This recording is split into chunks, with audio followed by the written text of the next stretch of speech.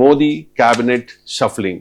So 2024లో మోదీ మూడవసారి అధికారంలోకి వచ్చిన తర్వాత జరుగుతున్న ఫస్ట్ క్యాబినెట్ షఫ్లింగ్ ఇది. సో మనకున్న సమాచారం మేరకు జూన్ 20న మంత్రివర్గ విస్తరణ ఉంటుంది అని చెప్పేసి. సో చాలా మంది శాఖల మార్పు ఉంటుందట, కొంతమందికి ఉద్వాసన, కొంతమందికి అవకాశం కూడా వస్తుంది అని చెప్పేసి. ఖచ్చితంగా భారీ మార్పులు ఉంటాయని అంటూ ఉన్నారు. ముఖ్యంగా మనం తెలుగు రాష్ట్రాల మీద ఫోకస్ చేస్తే ఇద్దరు కీలకమైన నాయకుల గురించి పెద్ద ఎత్తున చర్చ జరుగుతోంది. ఒకటి బండి సంజయ్, రెండు రామ్మోహన్ నాయుడు. బండి సంజయ్ విషయానికి వచ్చేసరికి రీసెంట్ గా మనం చూసాము, ఆయన కేంద్ర హోంశాఖ సహాయ మంత్రిగా ఉన్నారు. వాళ్ళ అబ్బాయి బండి భగీరథ్ విషయంలో ఎంత చర్చ రచ్చ జరిగింది. ఎస్, చాలా మంది డిమాండ్ చేశారు ఆయన పదవికి రిజైన్ చేయాలి, నిష్పక్షపాతంగా ఈ దర్యాప్తును ఎదుర్కోవాలి, విచారణను ఎదుర్కోవాలి. వాళ్ళ అబ్బాయి ఈ కేసులో ఉన్నారు కాబట్టి ఆయన హోంశాఖ సహాయ మంత్రిగా ఉంటే ఖచ్చితంగా ఇన్ఫ్లుయెన్స్ చేస్తారు, బాధితులను భయపెడతారు అని చెప్పి పెద్ద ఎత్తున విమర్శలు వచ్చాయి. బట్ ఆ కేసుకు నాకు సంబంధం లేదు, ఇది వ్యక్తిగతమైన విషయము అని చెప్పి ఆయన ఖండించారు. రామచంద్రరావు గారు కూడా చాలా స్పష్టంగా చెప్పారు, సతీష్ గారు, ఇది ఆయన వ్యక్తిగతమైన వ్యవహారం, కుటుంబ వ్యవహారం, ఎట్టి పరిస్థితుల్లోనూ పార్టీకి సంబంధం లేదు అని చెప్పేసి. మరి చూడాలి, బండి సంజయ్ పేరు ప్రముఖంగా వినిపిస్తోంది.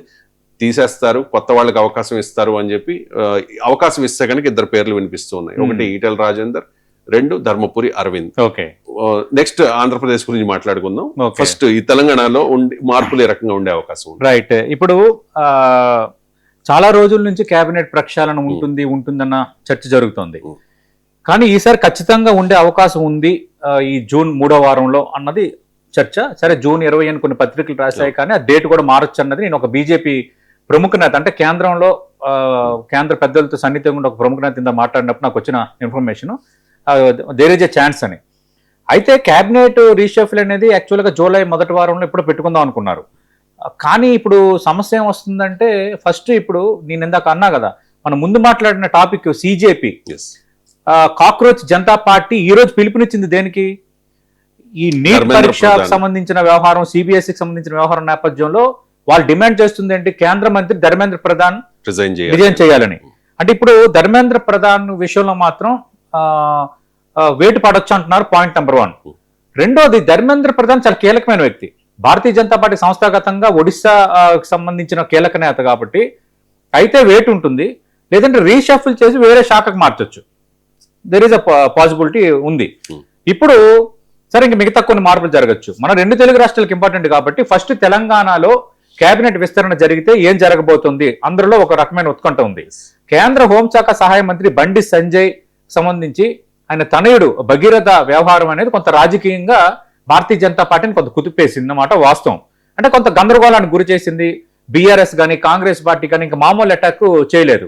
కానీ ఇంటర్నల్ గా భారతీయ జనతా పార్టీకి సంబంధించిన బండి సంజయ్ కేంద్ర మంత్రికి ఇక్కడ రిప్రజెంట్ చేస్తున్నారు, సహాయ మంత్రిగా. కిషన్ రెడ్డి కేంద్ర కేబినెట్ మంత్రిగా ఉన్నారు. సరే, ఇప్పుడు బండి సంజయ్ వ్యవహారంలో అది జరిగింది కాబట్టి ఆటోమేటిక్గా బీఆర్ఎస్ కాంగ్రెస్ అటాక్ చేశాయి. కానీ భారతీయ జనతా పార్టీలో ఇంటర్నల్ గా అటాక్ చేసిన వాళ్ళు కూడా ఉన్నారు. అంటే తెలంగాణ భారతీయ జనతా పార్టీలో చాలా క్లియర్ కట్ గా డివిడెంట్ పాలిటిక్స్ నడుస్తున్నాయి, డివైడెడ్ పాలిటిక్స్ నడుస్తున్నాయి, గ్రూపులు నడుస్తున్నాయి. ఇక్కడ చర్చ ఏమి జరుగుతోంది బలంగా? ఎప్పుడైతే బండి సంజయ్ ఈ వ్యవహారం జరిగింది కాబట్టి ఖచ్చితంగా బండి సంజయ్పై వేడిపడే అవకాశం ఉంది. ఎందుకంటే ఇది కొంత భారతీయ జనతా పార్టీకి సమాధానం చెప్పుకోవాల్సిన పరిస్థితి కల్పించింది అన్నది ఒక చర్చ జరుగుతోంది. కానీ ఇక్కడ బండి సంజయ్పై వేటు వేయకపోవచ్చు అన్నది కూడా రెండోది జరుగుతోంది. ఎందుకంటే ఇక్కడ భారతీయ జనతా పార్టీలో చాలా మంది నేతలు ఉన్నారు, కానీ బండి సంజయ్ అనే వ్యక్తి ఒక క్రౌడ్ పుల్లర్, ఒక మాస్ లీడర్. ఒకవేళ బండి సంజయ్ పైన వేటుపడ నిజంగా ఎక్స్ట్రీమ్ గా ఆలోచించి బండి సంజయ్ పై వేటు పడితే, బండి సంజయ్ మున్నూరు కాపు సామాజిక వర్గానికి చెందిన వ్యక్తి, అంటే బీసీ. అలాంటప్పుడు మున్నూరు కాపు సామాజిక వర్గానికి చెందిన ధర్మపురి అరవింద్కి ఛాన్స్ ఉంటుందని చర్చ జరుగుతోంది.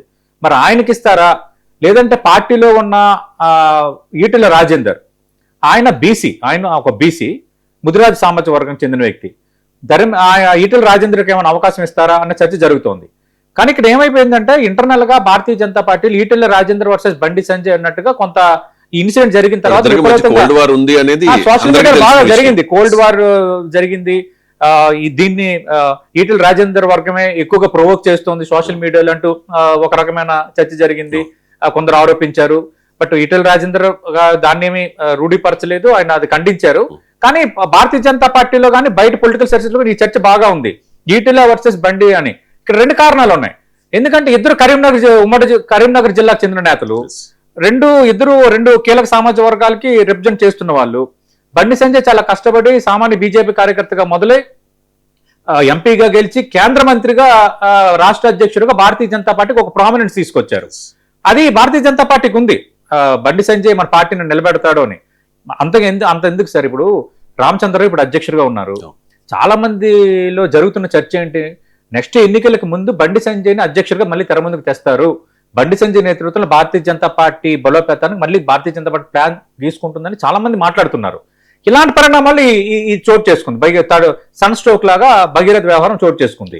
ఇప్పుడు ఏంటంటే బండి సంజయ్ని టచ్ చేయరు అనేది ఒక చర్చ జరుగుతోంది. ఒకవేళ బండి సంజయ్ని టచ్ చేస్తే అదే సామాజిక వర్గానికి చెందిన ధర్మపూర్ అరవింద్కి ఛాన్స్ ఇస్తారా, లేదు బీసీ అనే యాంగిల్లో ఈటెల రాజేంద్రకి ఇస్తారని ఒక చర్చ జరుగుతోంది. రెండో కీలకమైనది ఏంటి తెలుసా, ఈ హెడ్ఏక్ ఎందుకు ఇప్పుడు ఈటెల రాజేంద్రకి ఇస్తే బండి సంజయ్ మరికొందరు ఫీల్ అవ్వచ్చు, వాళ్ళకి ఇస్తే వీళ్ళు ఫీల్ అవ్వచ్చు. ఈ భారతీయ జనతా పార్టీ తెలంగాణలో కొంత ఈ గందరగోళం ఉందన్నది భారతీయ జనతా పార్టీ హైకమాండ్ ఆలోచించింది అనుకోండి. నగేష్ ఎస్టీ సామాజిక వర్గానికి చెందిన ఎంపీ నగేష్ పేరు కూడా ప్రముఖంగా ఈ మధ్యన వినిపిస్తోంది. ఈ హెడేక్ ఎందుకు అని ఒక షెడ్యూల్ ట్రైబ్ సామాజిక వర్గానికి ఒక ప్రాతినిధ్యం ఇచ్చినట్టు ఉంటుంది తెలంగాణలో, దానివల్ల కొంత మనకు మంచి జరుగుతుంది. రెండు, ఈ సమస్య విషయంలో ఇప్పుడు వేరే అడుగు వేయకపోవడం మంచిదన్న ఆలోచనలో కూడా భారతీయ జనతా పార్టీ ఉందంటున్నారు. మరి కిషన్ రెడ్డి ప్లేస్ కు డోకా లేదనేది చర్చ, ఎందుకంటే ఆయన కేంద్ర కేబినెట్ మంత్రిగా ఉన్నారు కాబట్టి. ఇది తెలంగాణకు సంబంధించి జరగవచ్చు. రైట్, కిషన్ రెడ్డి జోలికి రాకపోవచ్చు, ఎందుకంటే ఆయన వివాద రహితుడు, పార్టీలో కూడా ఆయన మీద అంత అసంతృప్తి లేదు. బండి సంజయ్ విషయంలోనే పెద్ద ఎత్తున చర్చ జరుగుతోంది. మరి చూడాలి ఎటువంటి నిర్ణయం ఉంటుంది అనేది. ఇక ఆంధ్రప్రదేశ్ విషయానికి వచ్చేసరికి పెమ్మసాని చంద్రశేఖర్ అండ్ రామ్మోహన్ నాయుడు, కింజరపు రామ్మోహన్ నాయుడు, వీళ్ళిద్దరు తెలుగుదేశం పార్టీ నుంచి మోదీ కేబినెట్ లో ఉన్నారు. అండ్ ఎయిర్ ఇండియా విషాదం జరిగినప్పుడు రామ్మోహన్ నాయుడు రిజైన్ చేయాలి అనేది పెద్ద ఎత్తున వైఎస్ఆర్ కాంగ్రెస్ పార్టీ నుంచి వినిపించింది. అండ్ ప్రతిపక్షాల నుంచి కూడా, కాంగ్రెస్ పార్టీ నుంచి కూడా వినిపించిన పరిస్థితి. సో అంత కామప్ అయిపోయింది. ఇప్పుడు రామ్మోహన్ నాయుడు శాఖ మారుస్తారు అంటే మంత్రి పదవి ఉంటుంది, బట్ శాఖ మారుస్తారు అనేది జరుగుతోన్న చర్చ. ఏంటి అటువంటి అవకాశం ఉందా? ఎందుకంటే రామ్మోహన్ నాయుడు కూడా వివాద రహితుడే, ఆయన కూడా హిందీ, ఇంగ్లీష్, తెలుగు అనర్గళంగా మాట్లాడగలుగుతారు. తెలుగుదేశం పార్టీలో ఉన్న లోకేష్ టీమ్ లో ఉన్న one of the best leader Rammohan Naidu, decent leader. ఇక్కడ మనం తెలంగాణ కోసం మాట్లాడుకున్నాం. ఇక్కడ ఆంధ్రప్రదేశ్ ఒకవేళ కేంద్ర కేబినెట్ విస్తరణ జరిగితే ఆంధ్రప్రదేశ్ లో ఏం జరగచ్చు అన్న దానిపైన నా అంచనా ఏంటంటే, కేంద్ర మంత్రి రామ్మోహన్ నాయుడు పైన కొంత అసంతృప్తిగా ఉన్నమాట వాస్తవమే. ఎందుకంటే ఎయిర్ ఇండియా వివాదం జరిగింది, అది చాలా పెద్దగా బ్లోఅవుట్ అయిపోయింది. గవర్నమెంట్ కూడా కొంత ఏం చేయాలో తెలియని వాతావరణంలో ఉండిపోయింది. కానీ ఇప్పుడు ఇక్కడ ఏంటంటే రామ్మోహన్ నాయుడు శాఖ మారుస్తారు. గతంలో తన తండ్రి కింజరాపు ఎర్రవనాయుడు చూసిన గ్రామీణ అభివృద్ధి శాఖను ఆయనకి ఇస్తారు అనేది ఒక చర్చ బలంగా సాగుతోంది. అది జరగచ్చు కూడా, ఎందుకంటే రీషఫుల్ లో భాగంగా ఆయన కేబినెట్ నుంచి తీసేయట్లేదు కదా, కేబినెట్ మంత్రిగా ఉంటారు, శాఖ మారుతుంది. ఇందాక ధర్మేంద్ర ప్రధాన్ నేను ఏం చెప్పాను అది కూడా జరగచ్చు. కానీ మనకి ఒక ఇన్ఫర్మేషన్ ఏముందంటే,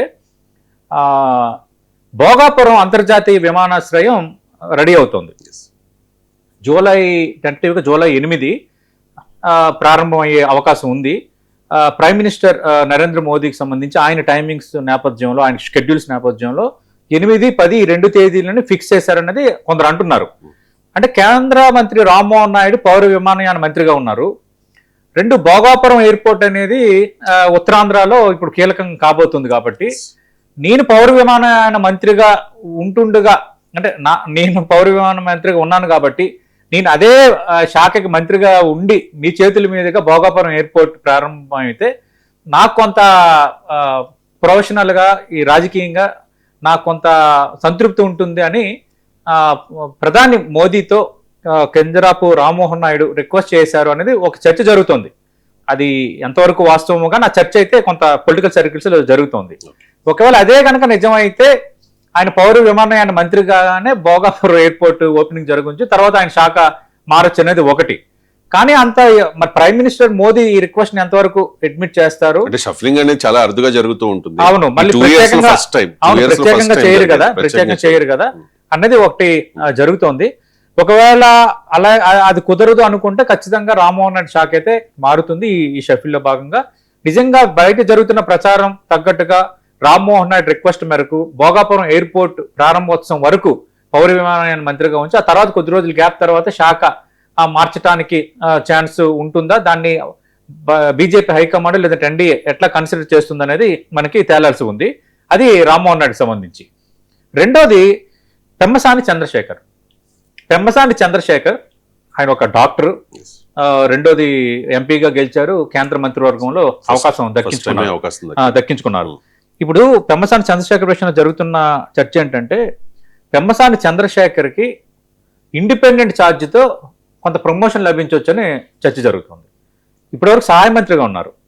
అలాగే కేంద్ర మంత్రి శ్రీనివాస్ వర్మ కూడా సహాయ మంత్రిగా ఉన్నారు. కేంద్ర మంత్రి శ్రీనివాస్ వర్మకి వచ్చే సమస్య ఏమీ లేదు, ఆయన సహాయ మంత్రిగా కొనసాగుతారు భారతీయ జనతా పార్టీ కోటాలో. పెమ్మసాని చంద్రశేఖర్కి ఇండిపెండెంట్ ఛార్జ్తో ప్రమోషన్ లభించవచ్చు అని జరుగుతుంది. అయితే తెలుగుదేశం పార్టీలో ఏమంటున్నారంటే, పెమ్మసాని చంద్రశేఖర్ కూడా క్యాబినెట్ హోదా దక్కొచ్చు, ఎందుకంటే ఆల్రెడీ అక్కడ ప్రభుత్వం వచ్చి 2 ఏళ్ళు అయిపోయింది, కేంద్రంలో ప్రభుత్వం వచ్చి 2 ఏళ్ళు అయిపోయింది కాబట్టి తెలుగుదేశం పార్టీ కొంత ప్రమోషన్ కోరుకుంటోంది ఎన్డీఏ సమన్వయంలో భాగంగా అనేది ఒక చర్చ జరుగుతోంది. కానీ నాకున్న ఇన్ఫర్మేషన్ ఏంటంటే, కొంత అథెంటిక్ ఇన్ఫర్మేషన్, పెమ్మసాని చంద్రశేఖర్ మంత్రిగా కొనసాగుతారు, ఇప్పుడున్న సహాయ మంత్రి కాకుండా ఇండిపెండెంట్ ఛార్జ్తో ఇస్తారు అని. ఎందుకంటే ఇక్కడ మనకి తెలుసు కదండి, కేబినెట్ మంత్రులు ఏంటంటే cabinet minister independent charge, MSO independent charge, MSO అని ఉంటారు. మీకు అందుకే కేబినెట్ సమావేశం జరుగుతుంది కదా, కేంద్ర కేబినెట్ సమావేశం జరిగేటప్పుడు ఇది అందరూ తెలుసుకోవాలి. కేంద్ర కేబినెట్ సమావేశం జరిగేటప్పుడు సహాయ మంత్రులు ఉండరు అందులో. కేంద్ర కేబినెట్ సమావేశం జరిగేటప్పుడు కేబినెట్ మంత్రులు మాత్రమే ఉంటారు. కొన్ని సందర్భాల్లో ఈ ఇండిపెండెంట్ ఛార్జ్ మంత్రులు ఉంటారు కదా, వాళ్ళు కూడా ఉంటారు, కానీ సహాయ మంత్రులు ఉండరు. అందరు మంత్రులతో భేటీ కార్యక్రమాలు వేరేగా ఉంటాయి, వాటిలో ఎంఎస్ఓలు కూడా హాజరవుతారు. అంతే, ఇంతకు మించి మార్పులు ఇప్పుడు ఉన్న పరిస్థితుల్లో ఉండకపోవచ్చు. ఎందుకంటే జనసేన యాంగిల్ కూడా ఉంది. జనసేనకు సంబంధించి ఇప్పుడు రాజ్యసభ లింగమనేని రమేష్ రాజ్యసభలో జనసేన ప్రాతినిధ్యం వస్తుంది. జనసేన నుంచి 2 ఎంపీలు ఉన్నారు. ఆ ఎంపీల్లో బాలశౌరి కొంత సీనియర్ కాబట్టి కొంత చర్చ ఉంది. బాలశౌరికి సరే సహాయ మంత్రి దక్కుతుంది, ఆల్రెడీ జనసేన అధినేత పవన్ కళ్యాణ్ అడిగారని చెప్తున్నారు. ఒకవేళ జనసేన కనుక ఈ రీషఫుల్లో బెర్త్ లభించే ఛాన్స్ ఉంటే అది బాలశౌరికే లభించే అవకాశాలు అయితే ఉన్నాయి. వాళ్ళు ఉన్న 2లో బాలశౌరి అనేది వాళ్ళ ఆప్షను. అక్కడ ఢిల్లీలో కూడా బాలశౌరి ఆల్రెడీ ఎంపీగా రాజకీయంగా ఆయన పనిచేశారు కాబట్టి పరిచయాలు కూడా ఉన్నాయి. ఒక శాఖని సమర్థంగా నిర్వహించగల సామర్థ్యం కూడా ఆయనకు ఉంది కాబట్టి ఒకవేళ జనసేన కనుక అదృష్టం తలుపు తడితే బాలశౌరికి కేబినెట్ లో ఛాన్స్ ఉంది, అది ఎంఎస్ఓ అలాంటిది కూడా దక్కే అవకాశం ఉంది. రైట్, అంటే తెలుగుదేశం పార్టీ ఇంకో బెర్త్ ఆశిస్తున్నట్లుగా కూడా వార్తలు వస్తూ ఉన్నాయి. అవును, అండ్ ఎన్డీఏలో 2nd largest party Telugu Desam party. బీజేపీకి 240 అయితే నెక్స్ట్ 16 సీట్లతో టీడీపీ కదా. వాస్తవంగా చెప్పాలంటే టీడీపీ సపోర్ట్ లేకపోతే మోదీ గవర్నమెంటే లేదు. అవును, కరెక్ట్ గా చెప్పాలంటే. అంటే ఇంకో బర్త్ ఎక్స్పెక్ట్ చేస్తున్నట్టుగా వార్తలు వస్తూ ఉన్నాయి. ఓకే, అది మీరు మీ పాయింట్ కూడా ఇంపార్టెంటే. ఎందుకంటే ఇప్పుడు సామాజిక వర్గాల ఈక్వేషన్ తీసుకుంటే కేంద్ర కేబినెట్ ఆంధ్రప్రదేశ్ సంబంధించి Kinjarapu Rammohan Naidu belongs to Koppula Velama BC కోటాలో ఆయన మంత్రిగా ఉన్నారు. పెమ్మసాని చంద్రశేఖర్ ఓసీ కమ్మ సామాజిక వర్గానికి చెందిన వ్యక్తి. Srinivas Varma Bharatiya Janata party Kota, but క్షత్రియులు, రెండు మీకు తెలుసు గోదావరి జిల్లాలో కాపుల తర్వాత కాపులు అలాగే ఎస్సీ సమాజ వర్గం తర్వాత కొంత ప్రామినెంట్ గా రాజకీయంగా కొంత బలమైన శక్తి క్షత్రియులు అంటే రాజులు, అందుకు శ్రీనివాస్ వర్మ ఉన్నారు. కానీ ఇప్పుడు ఏంటంటే సోషల్ ఈక్వేషన్ లో భాగంగా మనం చూస్తే ఆ చర్చ కూడా జరుగుతోంది.